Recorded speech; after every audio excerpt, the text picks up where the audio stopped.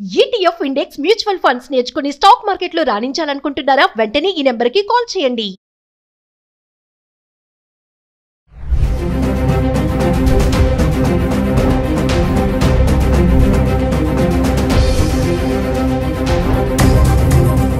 Hello weavers, welcome back to our channel. ప్రస్తుతం మనతో పాటు ఉన్నారు 25 ఇయర్స్ నుంచి అమెరికాలో ఉంటున్నటువంటి MNC ఎగ్జిక్యూటివ్ వీరభద్రరావు గారు. సార్తో మాట్లాడదాం. నమస్తే సార్. నమస్తే అమ్మ. సార్, రీసెంట్గా ఒక ఆర్టికల్ అయితే చదివాను నేను. విజిటింగ్ వీసా మీద వెళ్ళిన ఒక అమ్మకి అక్కడ 14 ఇయర్స్ జైలు శిక్ష పడిందంట. అంటే విజిటింగ్ వీసా మీద వెళ్ళడం ఏంటి, అక్కడ శిక్ష వేయడం ఏంటి, అసలు విజిటింగ్ వీసా మీద వెళ్ళిన వాళ్ళు ఎలాంటి డాక్యుమెంట్స్తో వెళ్ళాలి, అక్కడ అసలు ప్రాసెస్ ఎలా ఉంటుంది, ఆమెకి ఎందుకు 14 ఇయర్స్ జైలు శిక్ష పడింది అంటే ఇది ఒక పెద్ద షాక్లా ఉంది. ఒకసారి దాని గురించి. కరెక్టే, అది నేను కూడా చదివాను news. So first thing first, let's talk about visiting visa. So మీరు అమెరికాలో ఉంటున్న ఒక వ్యక్తి మిమ్మల్ని రమ్మనమని చెప్పి ఒక ఇన్విటేషన్ పంపిస్తూ దాంతోపాటు ఒక ఎఫిడవిట్ సబ్మిట్ చేస్తాం. ఓకే. చేసి అందులో ఏమంటామంటే, నేను పలానా వ్యక్తిని పిలుస్తున్నా, నా పర్సనల్ డీటెయిల్స్ ఇవి, నేను ఇంత సంపాదిస్తున్నా, నా లీగల్ స్టేటస్ ఇది, ఈ వచ్చే వ్యక్తికి అన్ని రకాల పూర్తి సపోర్టు అతను ఈ కంట్రీలో ఉన్న రోజులు నేను ఇస్తాను అని అండర్టేకింగ్ కూడా ఇచ్చి ఆ ఇన్విటేషన్ లెటర్ని మనం పంపిస్తే ఇండియాకి, దాన్ని బేసిస్గా చేసుకుని, పెద్ద డాక్యుమెంటేషన్ ఏమీ ఉండదు దానికి. ఎందుకంటే నేను మా అబ్బాయినో అమ్మాయినో చూడడానికి వెళ్ళొచ్చు.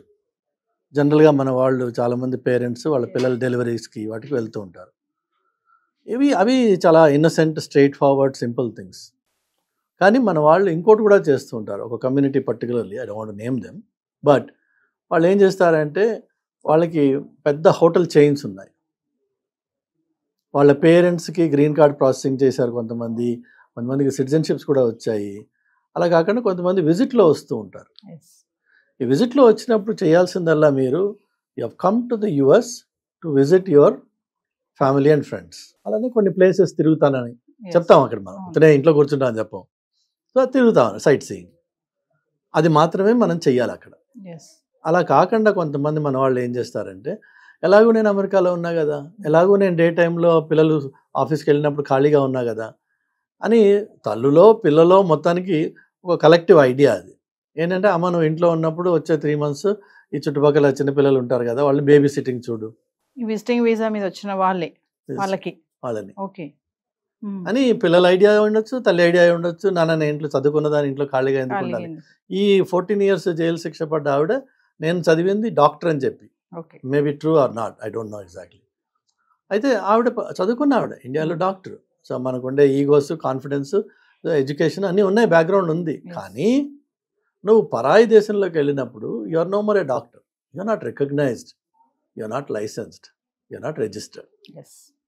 By education you may be a doctor, but by profession you are not a doctor. You cannot practise in America. Simple. Number 1. Number 2, నువ్వు వచ్చింది విజిటర్గా వచ్చింది, నువ్వు విజిటర్గానే ఉండాలి. ప్రాబ్లం ఇంతకుముందు కూడా మనం వేరే వీడియోలో చెప్పాను నేను. L1, F1, H1 వీళ్ళు 3. F1 అంటే student, LHM employees, then B1, B2 అంటారు. అది ఎయిదర్ బిజినెస్ పర్పస్లో షార్ట్ టర్మ్ 2 weeks 3 weeksకి అమెరికాకి రావడం, లేకపోతే విజిటర్ వీసాగా అప్ టు 6 months వాడు స్టే ఉంటుంది, స్టేకి పర్మిట్ చేస్తారు జనరల్గా. బట్ వీసా వ్యాలిడిటీ వచ్చి 10 ఏళ్ళు ఉంటుంది. అంటే మనం ఇక్కడ హైదరాబాద్ కన్సులేట్కి ప్రతి సంవత్సరం వెళ్ళి స్టాంప్ వేయించుకోవాల్సిన అవసరం లేదు. 10 ఏళ్ళకి వీసా ఇచ్చారంటే అర్థం ఏంటంటే 10 yearsలో నువ్వు ఫ్రీగా ట్రావెల్ చేయొచ్చు back and fourth as a visitor.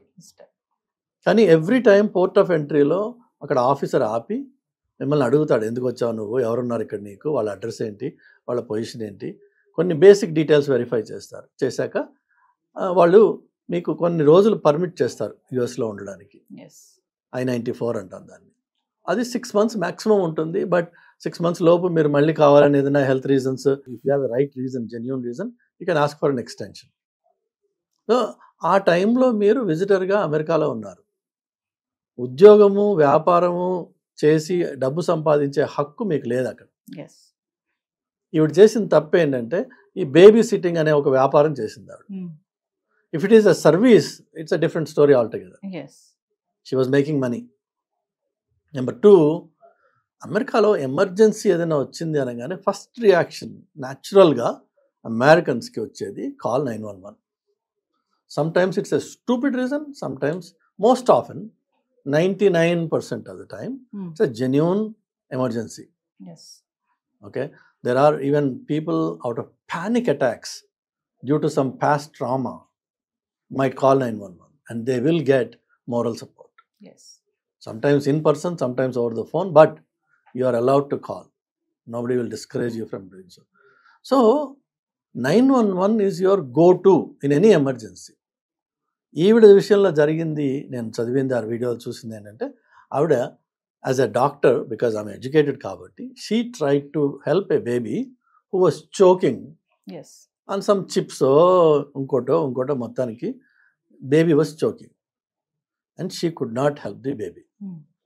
అప్పుడు ప్యానిక్ అయ్యి 911 కాల్ చేసింది. 911 వచ్చేలోపు బేబీ చచ్చిపోయింది. So first of all baby నీ కేర్లో చనిపోయింది కాబట్టి యు ఆర్ అకౌంటబుల్. అది ఫస్ట్ థింగ్. నువ్వు విజిటర్గా వచ్చావా లేదంటే ఎంప్లాయీగా వచ్చావా అవన్నీ సెకండరీ. అలానే ఈ బేబీ సిట్టింగ్ చేయడానికి కూడా కొన్ని లీగల్ ఫ్రేమ్వర్క్స్ ఉన్నాయి, రూల్స్ ఉంటాయి. ఎవరు పడితే వాళ్ళు చేయకూడదు. జనరల్గా ఏంటంటే ఇన్ కమ్యూనిటీ పక్కింట్లో బేబీని పెట్టడం ప్రిఫర్ చేస్తాం మనం, rather than drive the baby 10 miles and leave it in one place. So ఇక్కడ అవైలబిలిటీ ఉంది. వాళ్ళు కూడా ఎవరైతే బేబీని పెట్టారో వాళ్ళు ఈవిని చూసి నమ్మే పెట్టుంటారు కదా. కానీ కష్టం వచ్చినప్పుడు ఏమి పనికిరావు. వాళ్ళు కూడా చెప్పరు ఆ మాట, yes I spoke to that lady before, చెప్పరు. అండ్ యుఎస్లో ఇంత ముందు కూడా మీకు నేను చెప్పాను, కొన్ని తప్పులకి felony crimes, you may say mistake or you know it's a crime, చిన్న మిస్టేక్ అయినా దానికి ఒక ప్రీఫిక్స్డ్ పనిష్మెంట్ రాసేసి ఉంది. Even the judge is bound by that. అందులో బేబీ అనేటప్పటికి ఇంకొంచెం సెన్సిటివ్ అయిపోతుంది. సో ఈ విధంగా మీకు కొన్ని విషయాలు మనము చాలా క్లియర్గా నేర్చుకోవాలి. సో ఫస్ట్ విజిటర్గా వెళ్ళినప్పుడు మీరు ఓన్లీ విజిటర్గానే ఉండండి. మీ దగ్గర ఎలాంటి వ్యాలిడ్ డాక్యుమెంట్స్ క్యారీ చేయాల్సిన అవసరం లేదు. ఎవరన్నా మిమ్మల్ని ఆగి రోడ్డు మీద ఆపి hey are you here legally or illegally అని చెప్పి అడిగే హక్కు ఎవ్వరికీ లేదు అమెరికాలో. ఎవరైనా ఆపి అడిగారు అనుకుందాం, ఇప్పుడున్న ప్రస్తుతం వాతావరణంలో అలా ఆగి అడిగే ఛాలెంజ్ చేసే పరిస్థితులు ఎక్కువ అవుతున్నాయి. అడిగారే అనుకుందాం, you just have to ignore them and move on. You don't have to engage with them. అది ఆ స్కిల్ మనం నేర్చుకోవాలి. Number 1. Number 2, only law enforcement has the authority to ask you are you here legally. ఇప్పుడున్న situation, ఇంతకుముందు అది కూడా లేదు. Local కాప్స్కి legal ఇమిగ్రేషన్తో సంబంధం లేదు. వాళ్ళు అడిగితే మీరు సింపుల్గా మీకు ధారాళమైన ఇంగ్లీష్ వచ్చినట్టయితే చక్కగా చెప్పండి. రాని పక్షంలో I am a visitor, my daughter lives in సోన్సో place, ఇంతే. ఐ యామ్ ఎ విజిటర్ చెప్పచ్చు, ఎవరైనా చెప్పగలరు. My daughter or my son address, అక్కడ అడ్రస్లు కూడా చక్కగా సింపుల్గా ఉంటాయి. House number, court, some street, some lane is enough for them to figure out. మీకు నెక్స్ట్ ఎందుకంటే మీరు ఒక టౌన్లో ఒకటి ఆపి అడుగుతున్నాడు కదా, ఆ టౌన్కి రిలేటెడ్ మనిషే నువ్వు. Now tell me the door number, house number and which court or which lane or which street. They know the rest of it. They can come and find out. మనకేంటంటే ఇండియాలో ఒక రకమైన పోలీస్ అంటే భయం ఉంది. First రక్షక భటులు body language అంతా మారిపోతుంది ఆ టైంలో. ఆ భయంతో అమెరికాలో కూడా పోలీసుని చూసి భయపడతారు. ఫస్ట్ రియాక్షన్ భయపడాల్సిన అవసరం ఏది లేదు. You can engage with them at a very professional level. వాడొచ్చి మీద పడిపోయి అసలు యాక్చువల్గా అక్కడ ఎవరు టచ్ చేయకూడదు మిమ్మల్ని. అమెరికన్ సొసైటీలో American cop is not suppose to hold you by hand unless he has a probable reason cause. And ఆ ప్రాబబుల్ కాజ్ ముందు చెప్పి తర్వాత మిమ్మల్ని చేత్తో పట్టుకోవాలి, చెప్పకుండా పట్టుకోకూడదు. ఓకే, అలాంటి కంట్రీలో మిమ్మల్ని ఒక కాప్ ఆపినప్పుడు వాడు ప్లెయిన్గా అడుగుతాడు, చెప్పండి, బీ ప్రిపేర్డ్ ఫర్ దాట్. ఎందుకు అంటే జనరల్గా మన వాళ్ళు అక్కడికి వెళ్ళినప్పుడు పెద్దవాళ్ళు ఏం చేస్తారు, ఈ కమ్యూనిటీస్లో ఈవినింగ్ వాక్ అని ఆఫ్టర్నూన్ వాక్ అని వెళ్తూ ఉంటారు బయటికి. ఎందుకంటే వాళ్ళకి బోర్ కొడుతుంది, అక్కడ ఇంకో మనిషి కనిపించడు, మాట్లాడడానికి ఏముండదు, టీవీ వీళ్ళు తప్ప. పిల్లలు వర్క్ వెళ్ళిపోయాక వీళ్ళకి బోర్ కొడుతుంది. సో ఈ చిన్న చిన్న మాటలకి రాసన్నా పెట్టుకోండి, ప్రిపేర్ అయినా అయి ఉండండి ఒకటి. రెండోది ఆ తిరిగే చోట మీకు ఇవి కూడా కొన్ని వీడియోస్లో చూసుండొచ్చు మీరు. ఈ కమ్యూనిటీస్లో తిరిగేటప్పుడు మనకి ఇండియాలో కొన్ని అలవాట్లు ఉన్నాయి, అక్కడ పనికిరావు. ఇక్కడ ఏంటంటే మనము కొంతమందిని పరిశీలించి చూస్తూ ఉంటాం, కొన్ని సినారియోస్ని కానీ, కొంతమందిని కానీ, కొన్ని వస్తువులను కానీ. మీరు ఒక కమ్యూనిటీలో వాక్ చేస్తూ ఒక ఇంటిని అబ్జర్వ్ చేస్తున్నారు అనుకోండి, they may get suspicious about you. Observe చేసినా కూడా ఎస్, డౌట్ఫుల్ గా మనం వేరే హౌస్ ని చూసినా కూడా, హౌస్ని కానీ మనిషిని కానీ పదే పదే అటు నడుస్తున్నప్పుడల్లా అటు చూస్తున్నారు అనుకోండి, అది కూడా అక్కడ ఎక్కడ సీసీ కెమెరాస్ ఉన్నాయో మీకు తెలియదు. వాళ్ళు మిమ్మల్ని రికార్డ్ చేయొచ్చు 10 times. This guy is walking by my street every day and is observing my house. I suspect this guy. ఆ సస్పిషన్ బేస్తో వాడు కాప్ని కాల్ చేయొచ్చు. కాల్ చేసినప్పుడు వాడు వచ్చి అడుగుతాడు. కానీ అక్కడ తప్పల్లో జరిగింది ఏంటంటే మనకున్న అలవాటుతోటి అన్నెసెసరీగా మనం ఆ అటెన్షన్ని డ్రా చేసాము. చెప్పేస్తే వాడు వదిలేస్తాడు, వాడేం అక్కడ ఇబ్బంది ఏమి ఉండదు. Because you haven't done anything wrong, you just చూసాం మనం. ఆ చూడడం కూడా తప్పే. యూఎస్లో కార్ డ్రైవ్ చేస్తున్నప్పుడు you never turn to left or right and see who's in the other car, never. ఎప్పుడన్నా యాదృచ్ఛికంగా అనుకోకుండా ఒక స్టాప్ సైన్లో ఒక చూపు కలవచ్చు, బట్ యాజ్ అన్ ఇంటెన్షనలీ నువ్వు ఎవరిని చూడకూడదు. Everybody will mind their own business. అది అమెరికా అంటే అసలు basic definition mind your own business is America. So అది ఒక ఎటికేట్ నేర్చుకోవాలి మనం. It's an etiquette. నెక్స్ట్ వచ్చేసి ఈ ఇంటర్వ్యూకి వెళ్ళినప్పుడు అక్కడ ఏదైతే అడుగుతారో ఆ కాగితాలు ఏదైతే మనకి ఇస్తారో keep a copy of that with you. నోట్తో చెప్పే కేపబిలిటీ ఉంటేనేమో చెప్పుకోండి, ఒరిజినల్ మాత్రం మీరు క్యారీ చేయాల్సిన అవసరం లేదు. పాస్పోర్ట్స్ పట్టుకుని 24/7 తిరగాల్సిన అవసరం లేదు. మీకు out of abundance of caution కావాలి ఒక కాపీ పెట్టుకోండి దగ్గర. అది దాన్ని వాడండి. ఎవరిని అడిగినప్పుడు hey here is my visa, I'm here లీగల్గా హ్యాపీగా ఉండొచ్చు, గర్వంగా ఉండొచ్చు. సో మామూలుగా విజిటింగ్ వీసా క్యాన్సిల్ అవుతుంది అంటారు కదా సార్, అంటే ఏ కారణంతో క్యాన్సిల్ అవుతుంది విజిటింగ్ వీసా? ఎప్పుడు క్యాన్సిల్ కాదమ్మా.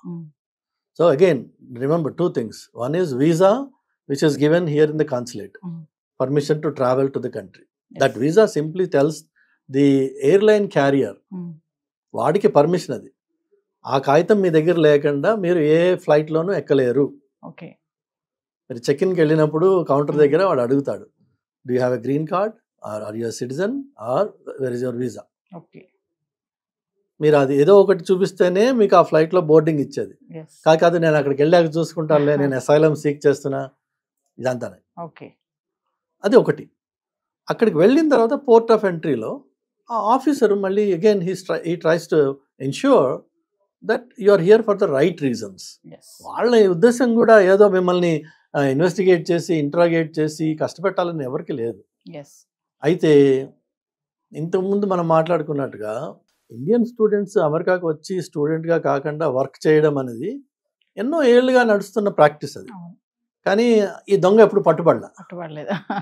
అట్లానే B1 B2 అరే విజిటర్ వీసాగా వచ్చినప్పుడు యు ఆర్ సేయింగ్ క్లియర్లీ నేను I'm here for a visit for a period of 15 days, 30 days or 6 months. 6 months తర్వాత నేను వెళ్ళిపోతాను అన్న నమ్మకాన్ని నువ్వు నాకు కల్పించాలి. ఆఫీసర్కి you have to give him some documentary evidence that I'm planning to leave after 6 months. One of those proofs of my intention is a return ticket. ఇంతకు ముందు గత 3-4 ఏళ్లలో దానికి కొంచెం రిలాక్సేషన్ ఇచ్చారు. ఇచ్చేటప్పటికి మన వాళ్ళు 1-way టికెట్ తీసుకుని రావడం మొదలుపెట్టారు. సో 1-way టికెట్ మాత్రమే ఉన్న చోట ఆఫీసర్ మనం ఎవరినో ఏదో అనుకోక్కర్లేదమ్మా, దానికి మన అనుమానాలు ఆపాదించడం చేయకూడదు. If you are the officer and మీకు ఇండియాలో వేరే కంట్రీ నుంచి ఒకడు వచ్చేస్తున్నాడు 1-way టికెట్ తీసుకుని, వాడికి మళ్ళీ రిటర్న్ వాళ్ళ కంట్రీకి వెళ్ళే టికెట్ లేదు వాడి దగ్గర, ఇమ్మీడియట్గా మీరు ఏమంటారు, ఎరా నాయన ఇక్కడే సెటిల్ అవుదలుచుకున్నావా నువ్వు? If you are planning to return in 3 months, where is your return ticket? So అది మినిమం రిక్వైర్మెంట్. అవి లేనప్పుడు ఇంతకు ముందు కొంత సడలింపు ఉండింది, వాళ్ళు అబ్జర్వ్ చేయలేదు, వాళ్ళు ఇన్సిస్ట్ చేయలేదు. కానీ పద్ధతిలో అది ఒకటి పార్ట్, అది పార్ట్ ఆఫ్ ద ప్రాసెస్. ఇప్పుడు వీళ్ళు ఏం చేస్తున్నారంటే అలా లేని వాళ్ళని ఇండియాకి రిటర్న్ చేస్తున్నారు తప్ప మీకు వీసా క్యాన్సిల్ అన్నది లేదు. వీసా క్యాన్సిల్ ఎప్పుడు జరుగుతుందంటే మీరు పోర్ట్ ఆఫ్ ఎంట్రీలో ఆఫీసర్తో మాట్లాడుతూ బ్లేటెంట్గా లై చేస్తున్నారు. కొడుకు బదులు కూతురో, కూతురు బదులు కొడుకో, లేక వాళ్ళ అడ్రస్ అడిగితే మీకు తెలియదు. నువ్వు నీ కొడుకు దగ్గరికి ఎలా వెళ్తావు? నీ అడ్రస్సే తెలియదు. అంటే అవి సరిగ్గా చెప్పకపోయినా అక్కడ మిస్టేక్. అంతే కదమ్మా. కొంచెం తడబడినా సరిగ్గా చెప్పలేకపోయినా ఎవరన్నా మన చుట్టూ హైదరాబాద్ కాకుండా మన పేరెంట్స్ ఈ ఆదిలాబాద్ లో ఉన్నారు అనుకుందాం. ఆదిలాబాద్ లో ఉన్న తల్లిదండ్రులు హైదరాబాద్కి వచ్చారు. కొడుకు కూతురు ఎవరో వాళ్ళ అడ్రస్, ఫోన్ నెంబరో, వాళ్ళ డీటెయిల్స్ తీసుకునే వస్తారా?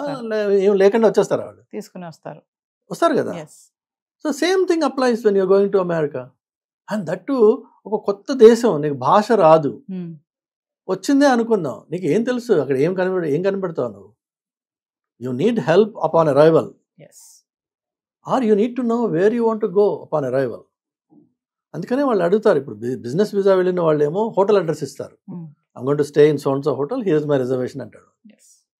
అలా కాకుండా ఇలా స్పాన్సర్షిప్ చేసినప్పుడు నా స్పాన్సరర్ ఎవరు? నా కొడుకా, కూతురా, మనోడా, ఇంకోటా, బ్రదరా, సిస్టరా, అగో స్పాన్సరర్ సో అండ్ సో, వాళ్ళు ఈ అడ్రస్లో ఉంటారు. వాళ్ళు ఎన్నేళ్ళ నుంచి ఉంటున్నారు? సింపుల్ క్వశ్చన్స్ అడుగుతాడు. దానికి మనం నీళ్ళు నవ్వులాం అనుకోండి, ఆటోమేటిక్గా వాడికి అనుమానం వస్తుంది, నిజంగా చెప్పిన మనిషి వీడేనా కాదా ఏంటి అని. ఆ కేసులో మాత్రం మీకు ఎక్స్ట్రీమ్, అది జనరల్గా జరగదు, కానీ ఎక్స్ట్రీమ్ కేసెస్లో అక్కడ వీసా ఎంట్రీ, పోర్ట్ ఆఫ్ ఎంట్రీలో మీకు డిక్లైన్ చేసే ఛాన్స్ ఉంది. చేసి నెక్స్ట్ అవైలబుల్ రిటర్న్ ఫ్లైట్లో మళ్ళీ కూర్చోబెట్టి పంపించేస్తారు.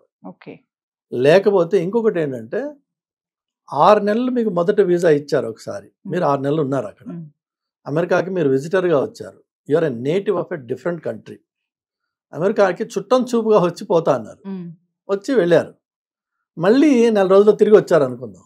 అప్పుడు వాడు ఏమంటాడు? నువ్వు చుట్టం చూపుకి రావట్లేదు నాన్న, ఒక నెల నువ్వు అక్కడ చుట్టం చూపుకి వెళ్ళి ఇక్కడ మెయిన్ బేస్ చేస్తున్నావు, కాబట్టి యువర్ వీసా ఇస్ రిజెక్ట్. అన్ని విషయాలు కూడా మీరు చూస్తే this are all common sense based stuff. ఇందులో పెద్ద ఇంజనీరింగ్, సైన్స్, పాలిటిక్స్, ట్రంప్ ఇవేమీ లేవు ఇందులో. పాప అన్నెసరిగా ట్రంప్ని బ్లేమ్ చేస్తున్నారు, కానీ ట్రంప్ ఏమీ కొత్తగా చేసింది ఏం లేదు ఇంకా. So visitors, go as a visitor, enjoy your time, but క్లియర్గా రియలైజ్ దట్ అమెరికాకి వెళ్తే అక్కడున్నవాడే ఒంటరితనంతో ఏడుస్తున్నాడు. ఇప్పుడు మనకేమో వాగే నోరు, కదిలే కాలు, నువ్వు అక్కడికి వెళ్తావు, వెళ్ళిన తర్వాత నువ్వు కదలలేవు, మాట్లాడడానికి మనిషి దొరకడు. ఏమన్నా ఉంటే వాట్సాప్లోను, ఫేస్బుక్లోను ఇండియాకి ఫోన్ చేసుకోవాలి. ఇండియా వాళ్ళు నిద్రపోతున్న టైంలో నువ్వు అక్కడ ఎవడు ఉండడు. టీవీతో టైంపాస్ చేయగలవా? Okay, wonderful. నువ్వు కాలి నడకన నీ కమ్యూనిటీలో తిరగచ్చు, దాంతో ఏం ప్రాబ్లం లేదు. అది కూడా certain parts of the calendar ఇయర్లో. వింటర్లో ఆబ్వియస్లీ ఇక్కడ వాడు అక్కడికి వెళ్ళి ఆడుతూ పాడుతూ తిరిగే ప్రసక్తి లేదు. సో మీరు తిరగలిగింది ఎప్పుడు? Mainly in summer, because spring and fall ఉన్నాయి, కానీ ఫాల్లో అక్కడ చలి ఇక్కడ మామూలు చలి కంటే 3 రెట్లు ఎక్కువ ఉంటుంది. సో అది కూడా పోయింది మీకు. So summer mainly. ఆ సమ్మర్లో కూడా మీరు ఏంటంటే కాలినడకన మీ కమ్యూనిటీలో తిరగలరు, దానికి మీరు ప్రిపేర్డా అయితే రండి, వెళ్ళండి అమెరికాకి, అది ఎనీ పార్ట్ ఆఫ్ అమెరికా. కానీ అక్కడికి వెళ్ళిపోయిన తర్వాత మాకు ఒంటరితనంగా ఉంది, మాతో ఎవరు మాట్లాడేవాళ్ళు లేరు, పోనీ మేము ఏమైనా ఎక్స్ట్రా సంపాదించుకుంటాం, ఇవి ఉన్నాయి కదా, ఈ ప్రాక్టీసెస్ మానుకోవాలి. నా కొడుకు షాప్ ఉంది, నేను వెళ్ళి అసిస్ట్ చేస్తాను అంటే that is exactly the same illegal students ఏదైతే మనం అంటున్నామో, ఈ విజిటర్గా వెళ్ళిన పేరెంట్ ఆ కొడుకు షాప్లో హెల్ప్ చేసినట్లయితే you also become an illegal immigrant. Because నువ్వు ఇమిగ్రేషన్ ఏ పర్పస్లో వచ్చావో దాన్ని డీవియేట్ అవుతుంది, డబ్బు సంపాదించే పని చేస్తున్నావు కాబట్టి నువ్వు విజిటర్ కాదు, ఆ పని చేయడానికి నీ దగ్గర H1 L1 ఉండాలి. So you're broken the law అని చెప్పి వాడు అరెస్ట్ చేస్తారు. దయచేసి ఆ పనులు చేయకండి, మీకు ప్రాబ్లం ఉండదు. చేశారు, కష్టపడతారు. లాస్ట్ పాయింట్, చాలామంది చాలా లూజ్గా ఫ్రీగా ఈ ఇన్స్టాగ్రామ్లోను, యూట్యూబ్లోను, ఇవన్నీ అలాగా ఇంటర్వ్యూల్లోనూ కూర్చుని సలహాలు ఇచ్చేస్తుంటారు. మనము మన అబ్జర్వేషన్స్ షేర్ చేయడము ఒక ఎత్తు, కానీ ఇన్స్ట్రక్టివ్గా ఇలా చేయండి, ఇలా చేస్తే ఇలా అవుతుంది అని అమెరికన్ సొసైటీలో మీరు ఇన్స్ట్రక్టివ్గా ఇన్స్ట్రక్షన్స్ ఇస్తూ వీడియోస్ తయారు చేస్తే ఆ సొసైటీలో there are a few things called liability. Okay. You are liable for the statements you make out of your mouth. Yes. you have taken now the role of an expertise. నీకు తెలుసు కాబట్టి నువ్వు నలుగురికి ఈ మాటని ఇలా చెయ్యండి అని చెప్తున్నావు.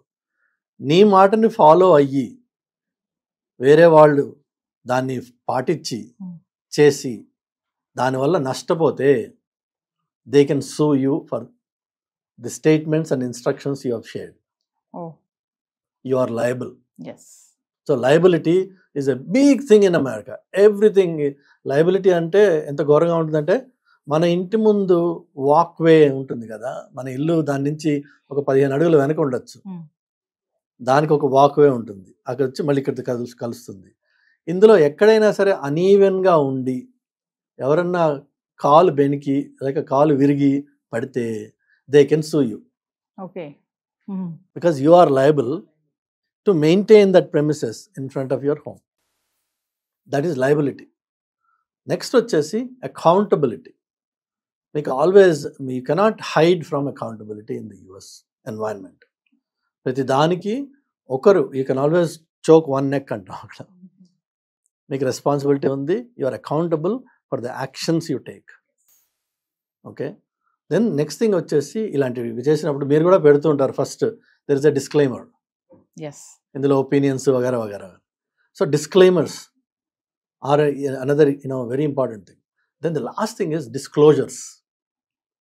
నా సోర్సెస్ ఏంటి, అలానే ఏవేవైతే ఎక్స్క్లూజన్స్ ఉన్నాయి ఇందులో. జనరల్గా ప్రోడక్ట్ డెఫినేషన్స్ వచ్చినప్పుడు అవి డిస్క్లోజర్స్ వస్తాయన్నమాట. So American society is all about liability, accountability, disclaimers and disclosures. If you don't do it, you are opening up yourself for all sorts of litigations. One final example ఏంటంటే, మీరు అక్కడ ఇల్లు కొనడానికి వెళ్తే real estate agent మీకు ఒక్క మాట కూడా మీకు అతను చెప్పడు.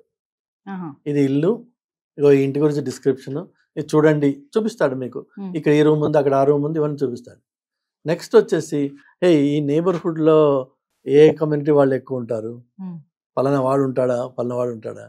నో కౌంటీ వెబ్సైట్లోకి వెళ్తే మీకు ఆ డీటెయిల్స్ అన్నీ ఉంటాయి, చూసుకో. డీటెయిల్గా ఆయన చెప్పకూడదు. అదే లయబిలిటీ అంటే. ఓకే. అట్లానే ఇక్కడ స్కూల్ డిస్ట్రిక్ట్ ఎలా ఉంది, is it a good one? No you can go to sounds website, please verify. Okay. You have to do your own homework. వాడు సలహా ఇచ్చి ఆ సలహా మీద మీరు యాక్ట్ చేసి మీరు వెళ్ళి ఇల్లు కొని రేపటి రోజున ఏదైనా అయింది అనుకోండి, is now accountable for what he has done. అలానే హోమ్ ఇన్స్పెక్షన్ అని ఒకటి జరుగుతుంది. సో ఇల్లు కొనే ముందు మీరు ఇన్స్పెక్ట్ చేయించుకోండి.